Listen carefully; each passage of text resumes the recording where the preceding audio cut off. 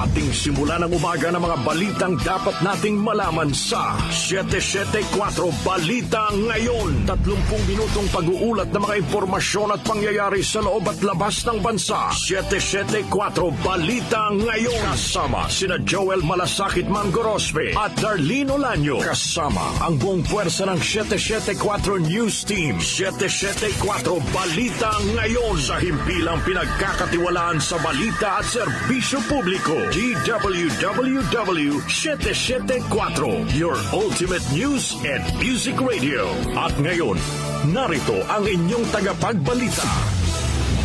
774 Balita Ngayon. Magandang umaga Luzon, magandang umaga Visayas, magandang umaga Mindanao. Araw ho ng Webes, May 22, 2025, Malasakit Day, Thursday. Narito na ang 774 Balita Ngayon. 774 Balita Ngayon. At sa ating headlines, Pangulong Ferdinand Marcos Jr. uupo sa BICAM kung kinakailangan para matutukan ang 2026 national budget ayon sa DBM. Senator Risa Hontiveros bukas sa pagtakbo sa pagkapangulo sa 2028. Siyam sa 28 police commander sa NCR nanganganib na masibak sa pwesto. Isa pang opisyal ng OWA sinibak na rin sa pwesto dahil sa maanumalyang land deal transaction. Load limit ng mga sasakyang makakadaan sa San Juanico Bridge itataas sa 10 tonelada bago matapos ang 2025 ayon sa DPWH. Muling pagiral ng NCAP sisimula na ng MMDA sa May 26. At sa Metro News naman po natin, 10 taong gulang na bata patay matapos tuliin ng isang peking doktor nako po sa Tondo, Maynila. Science and Technology News, Pilipinas nagtatransition na sa panahon ng tag-ulan ayon sa Pag-asa. At sa Lifestyle News naman, bagong wax figure ni United Kingdom Princess Kate Middleton ipinasilip. Sa ating music trivia ngayong petsa, nakamit ng The Beatles ang kanilang ikawalong US #1 hit. Ano ang kantang ito? Alamin. At sa balitang kakaiba naman, isang pusa ginamit para magpuslit ng iligal na droga sa Costa Rica. May 7 minuto bago mag-alas 7 ng umaga. Kami po ang mga tagapagbalita, Joel Malasakit Mangorospe. At Darlene Olanyo. At sa detalye ng mga naglalagab live, patutuong mga balita. 774 Balita Ngayon. Mga kanyusik, personal ho, natututukan ni Pangulong Ferdinand Marcos Jr. ang buong proseso ng 2026 national budget. Ayon kay Budget Secretary Amena Pangandaman, sinabi ni Pangulong Marcos na kailangan maupo nito sa simula pa lamang ng paglalatag ng mga priority projects na popondohan. Ito ay para matiyak niya na naaayon sa mga prioridad ng gobyerno ang ipapasang panukalang pambansang budget at tanging ang pamahalagang proyekto lamang ang mapopondohan. Sinabi ni Pangandaman ang target na spending level para sa 2026 ay nakabase sa medium-term fiscal framework ng gobyerno na posibleng gumugol ng halos 7 trillion pesos. Nakatagdang magpulong ang Development Budget Coordination Committee o DBCC sa Lunes para isapinal ang budget ceiling batay sa revenue projections mula sa Department of Finance, Bureau of Internal Revenue at Bureau of Customs. Pondo naman para sa mga proyekto kapalit ng paglagda sa impeachment complaint ni Vice President Sara Duterte. Itinanggi ng isang leader ng Kamara, Grace Mariano, sa report.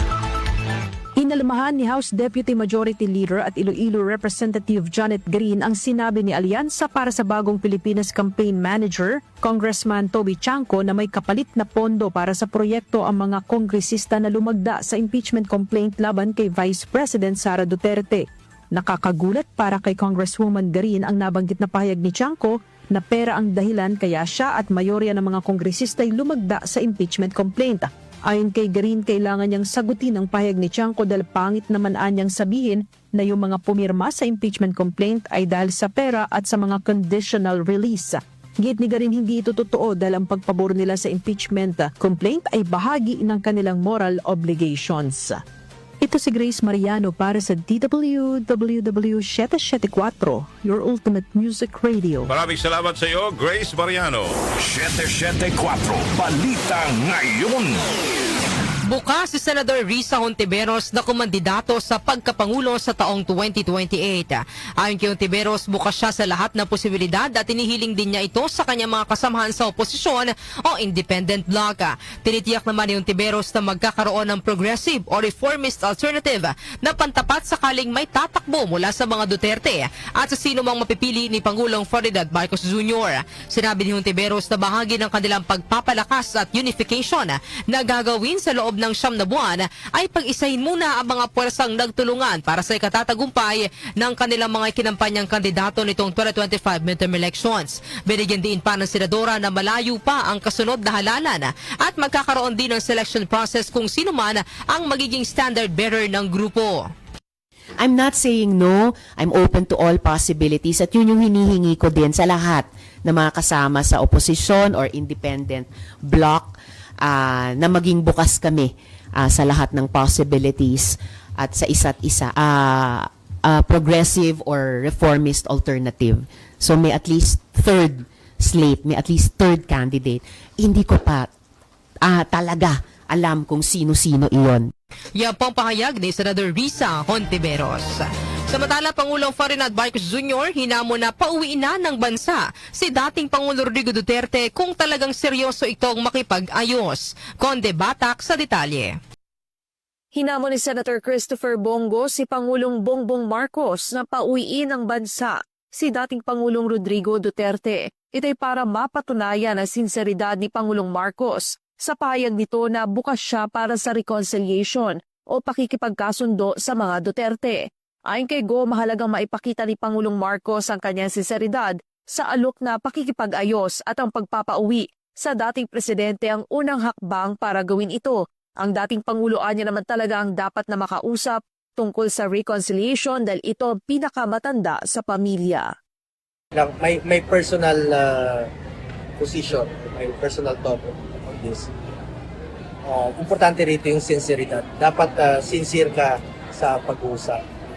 At unang hakbang dyan ay pauwiin si Tatay Digong. Kung kaya nyo pong ipadala sa loob ng 14 na oras si Tatay Digong, alam kong kaya nyo rin pong pabalik dito sa lalong mabilis na panahon.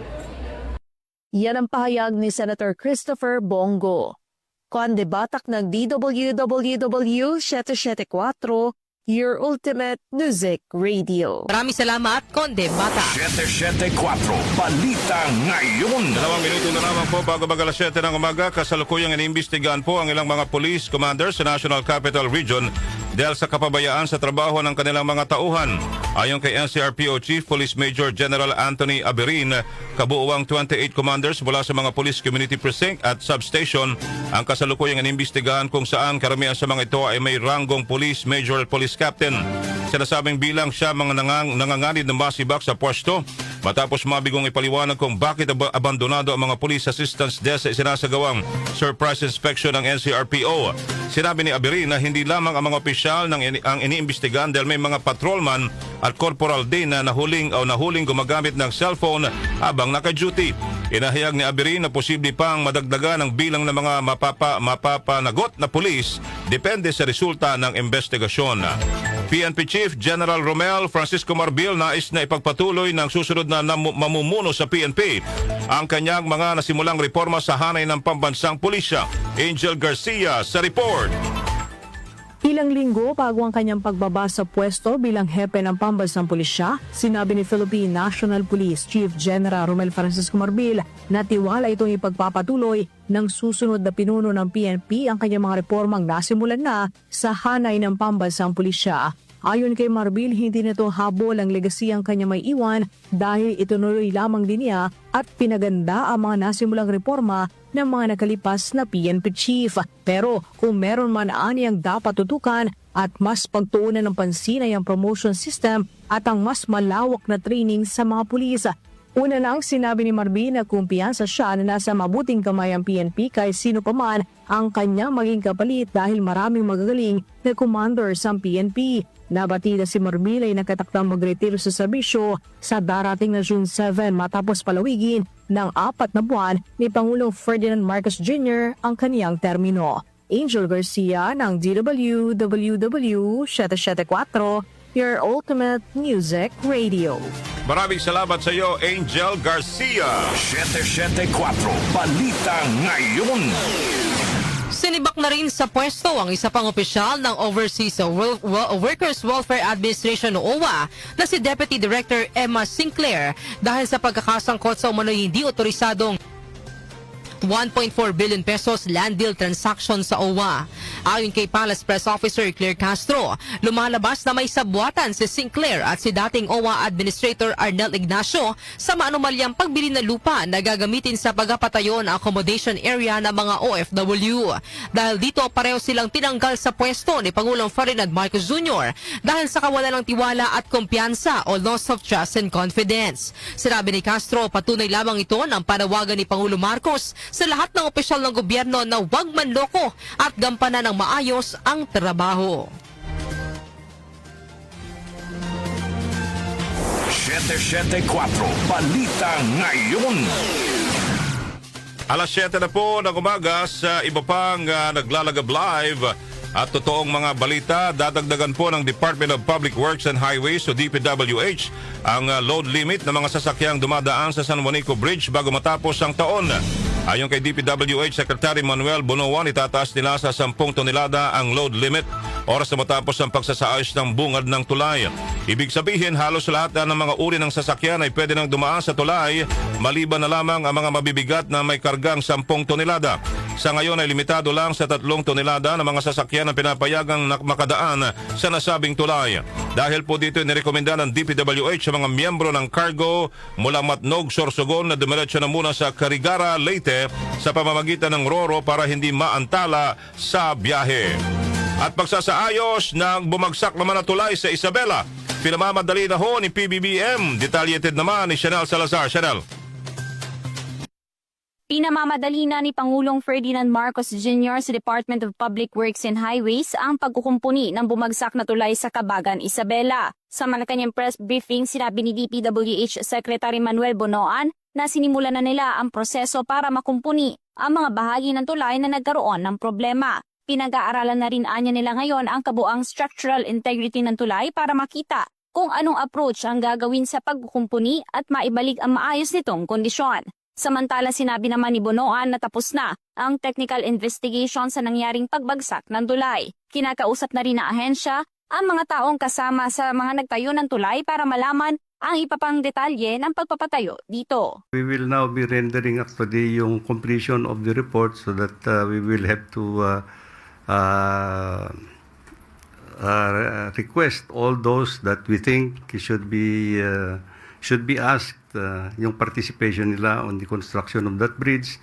But in the meantime, ang ng Pangulo sa amin is actually, while we are doing that, let's move forward and at the earliest possible time, tingnan natin how we are going to reconstruct or rebuild the bridge. Si DPWH Secretary Manuel Bonoan. Ako si Chanel Salazar ng DWWW 774, your ultimate music radio. Salamat sa iyo, Chanel Salazar. 774 Balita Ngayon. Sisimula na ng MMDA sa May 26 ang muling pagpapatupad ng No Contact Apprehension Policy o NCAP. Ito'y matapos alisinan ng Korte Suprema ang Temporary Restraining Order o TRO sa NCAP mula nang suspindihin ito noong August 2022. Ayon kay MMDA Chairperson Romando Artes, wala namang magiging pagbabago sa pulisiya kung saan mananatiling contactless ang paghuli sa mga violator at padadalhan na lamang ang mga ito ng notice of violation sa kanilang address na nakatala sa LTO. Kaugnay nito, sinabi ni Artes na mag-install pa sila ng mas maraming CCTV cameras. Samantala, petisyon para sa 1,200 pesos daily wage ihahain sa DOLE. Narito naman ang report ni Gina Mape. Isinusulong ng iba't ibang grupo ng mga manggagawa ang pagkakaroon ng sapat na sahod bilang tugon sa lumalalang pagtaas ng presyo ng mga pangunahing bilingin. Ang mga grupong maghahain ng petisyon para sa 1,200 pesos living wage sa Regional Tripartite Wages and Productivity Board ay binubuo ng mga steel worker, trend worker, freight worker kasama ang Mega Manila Wage Alliances. Kabilang dito ang Unity for Wage Increase Now mula sa National Capital Region. Workers Initiative for Wage Increase ng Region 4A at Central Luzon Wage Increase now ng Region 3. Nais ng mga manggagawa na gawing legislated wage increase ang 1,200 pesos na araw ang sweldo ng mga manggagawa sa buong bansa. Ako si Gina Mape ng DWWW 774 Your Ultimate Music Radio. Maraming salamat, Gina Mape. 774 Balita Ngayon. Alas 7:05 na ho ng umaga, kami pa rin po yung mga tagapagbalita, Joel Malasakit, Mangorospe. At Darlene At Olanyo. iba pang naglalagad live ang totoong mga balita. 774 Balita Ngayon. Sa Metro News, patay ang isang 10 gulang na bata matapos tuliin po ng isang peking doktor sa isang lying-in sa Tondo, Maynila. Kinilalang biktima bilang si Mac Nathan San Agustin. Ayon sa ina ng bata na si Marjorie San Agustin, malakas pa ang kanyang anak nang dinala niya ito sa klinik para magpatuli. Pero matapos ang proseso ay napansin ito na nanginginig na ang kanyang anak. Naisugod pa sa ospital si Nathan ngunit binawian din ito ng buhay. Ayon sa barangay, isang midwife ang babaeng sospek at hindi ito isang doktor.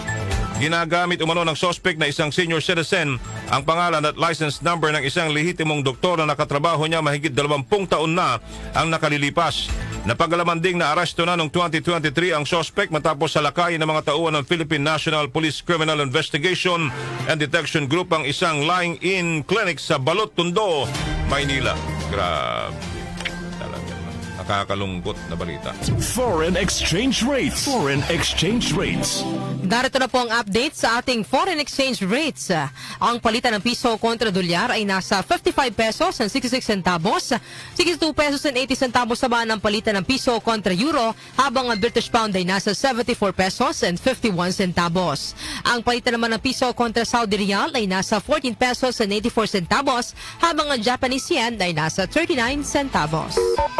Lotto results. Lotto results. Alamin natin ang lotto result kung may nanalo kagabi. Hatid ni Jonah Bakiran. Jonah. Narito na ang mga lumabas na winning combination sa Grand Lotto 655 na binola kagabi May 21, 43, 24, 7, 29, 8 at 27. Kung saan walang nakapag-uwi ng 29,700,000 pesos. Ang bola naman sa Mega Lotto 645 ay ang 23, 25, 28, 19, 10 at 18, kung saan isa naman ang nanalo ng 64,712,644 pesos and 60 centavos na jackpot prize. Ako po si Jonah Bakira na nagsasabing wag na umasa sa bola, tumaya sa buhay para maka-jackpot ka ng tagumpay. Maraming salamat, Jonah Bakiran. Science and technology. Science and technology. Pilipinas nagtatransisyon na sa panahon ng tag-ulan. Ayon po yan sa Pag-asa. Detalye po yung hatid ni Rose May Miranda.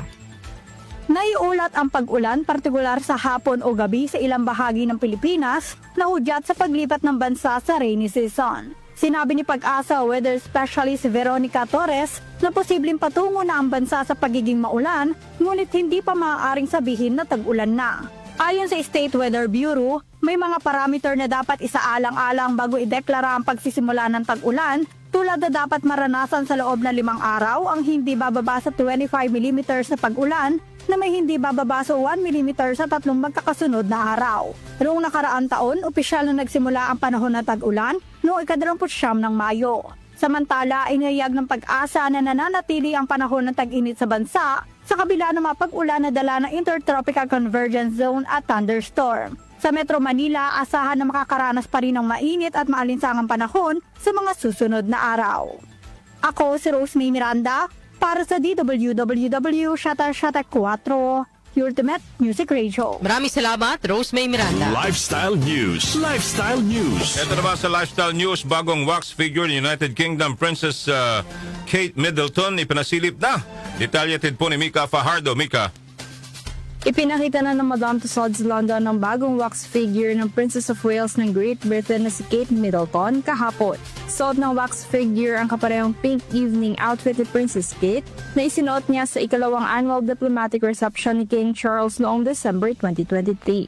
Nakasuot din ng Kate figure ng replika ng diamond and pearl tiara na tinatawag na Lover's Knot tiara, kasama ng replika ng pear-shaped gravel diamond earrings. Samantala, pinalitan din ang damit ng wax figure ni Prince William at ngayon ay nakasuot na ng isang itim na Eden Ravenscroft tuxedo at isang puting bow tie kasama ang mga replika ng kanyang sash at mga army medals.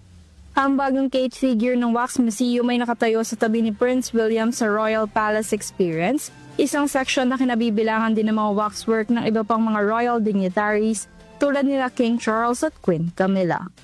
Ako po si Mika Fajardo ng DWWW 774 Ultimate Music Radio. Maraming salamat sa iyo, Mika Fajardo. Music Trivia. Music Trivia. Ngayong petsa, nakamit ng The Beatles ang kanilang ikawalong US number 1 hit. Ano ang katang ito? Alamin po natin sa Music Trivia ni Kenny Gacosta. Blessed Thursday morning! Narito na ang hatid ko sa inyong Music Trivia. Ngayong petsa na ito, May 22 taong 1965, nakamit ang English rock band na The Beatles ang kanilang ikawalong US number 1 hit sa pamamagitan ng awiting Ticket to Ride. Ang awitin na isinulat ng dalawa sa miyembro ng banda na sina John Lennon at Paul McCartney. Nirelease ang Ticket to Ride noong April 1965 na bahagi ng studio album na Help. Lumabas ang kanta sa sequence ng ikalawang feature film ng The Beatles. Ang awiting Ticket to Ride ay napabilang sa listahan ng 500 greatest songs of all time ng Rolling Stone noong 2010 sa ika-374 na pwesto. At yan, hatid ko sa inyong Music Trivia. Ako po si Kenny Gacosta ng DWWW 774, your ultimate music radio. Maraming salamat, Kenny Gacosta. Balitang kakaiba. Sa balitang kakaiba, isang pusa ginamit para magpuslit ng ilegal na droga sa Costa Rica. Narito naman ang balitang kakaiba ni Doc Justin. Doc, good morning. Yes, Joel at Arlene, mga kanyusik, magandang umaga. Narito natin balitang kakaiba ngayong araw na ito. Nabisto ng mga otoridad sa Costa Rica ang tangkang pagpupuslit ng ilegal na droga sa isang paitan gamit ang isang pusa. Ayon sa ulat ng Ministry of Justice and Peace ng Costa Rica, napansin ng isang opisyal ng Pocoque Penitentiary ang isang pusa na may nakabalot na telas katawan ng pagala-gala sa loob ng pasilidad. Agad hinuli ng mga otoridad ang pusa at nang gupitin ang tela na ibinalo sa katawan nito, doon na diskubre na nakatagong mahigit 200 gramo ng marijuana at iba pang drug paraphernalia. I-turn over naman ng mga otoridad ng pusa sa National Animal Health Service upang masuri ang kalusugan nito. Bunsod ng insidente, binansagan naman ng mga netizen ng pusa bilang narco-michi na pinagsamang narco at michi na sikat na slang word, slang Spanish word na ang ibig sabihin ay pusa. Nako, ming-ming, nagamit ka pa ng mga walang tiya. Ay, nako, nasa kulungan na nga, di pa nagbabago. Ano nga, asahan mo sa ganyan, di ba? Anyway, naway maging lesson ito sa atin, ha? Pag nasa kulungan, ang purpose ng kulungan ay para makitaan ka ng pagbabago. Kasi kung hindi mo tutulungan ang sarili mo, kung matatagalan ka riyan sa kulungan. Anyway, yan ang ating balitang kakaiba ng araw na ito. Ako si Doc Justin. Just out na ako. Thank you. Maraming salamat sa iyo, Doc Justin. Oras o, alas 7:14 na ho ng umaga. At yan ang kabuuan ng ating balitan ng araw na ito ng Webes na ho, Malasakit Day, Thursday, May 22, 2025. At sa ating topic for today, mga kaibigan, napaka-interesting. Pwede natin kumbaga, sabi nga ho, pwede ho nating i-discuss at magbigay tayo ng ating kuro-kuro, ating opinion, ating saloobin dito po sa isyong ito. Alright. Ito po ang ating katanungan, pabor ba kayo sa isinusulong ni Senator-elect Panfilo Lacson na pagsama-samahin na lang sa ilalim ng 4Ps ang lahat ng ayuda program ng gobyerno? At sa tingin ho ba ninyo, epektibo pa nga ba ang mga ayuda programs ng gobyerno sa bansa? Tamang benepisyo ba pa nga ba ang nakakatanggap ng ayuda? Dapat pa bang ipagpatuloy ang pamimigay ng ayuda o itigil na? Yan po yung mga tanong ho natin today. Ang text line ho natin ay 0929-321-8738.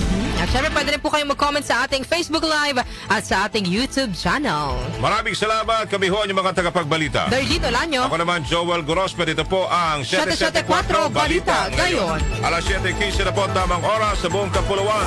774 Balita Ngayon.